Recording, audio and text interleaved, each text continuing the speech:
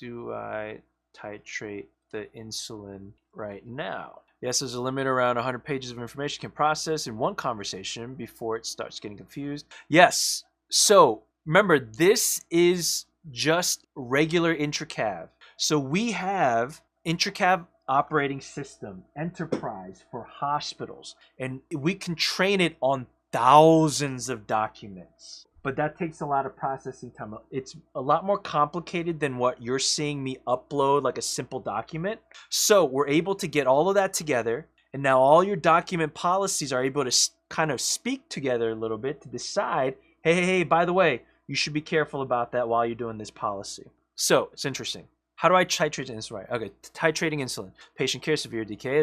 Here's general. If you're already using insulin drip, ensure that the appropriate starting rate. Okay, I started at 9.9 units per hour at 1645. It's 1745 now. What should I titrate to?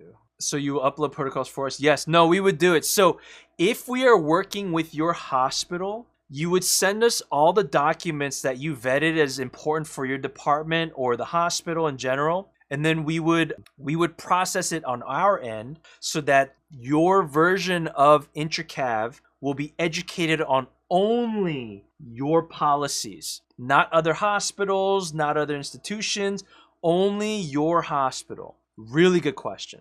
So here's another thing. I'm going to feed it. Oh, if I can find it. Resource. There we go. So I'm going to feed it something interesting. So MJ, check this out. You work in one department. How many departments are at your hospital?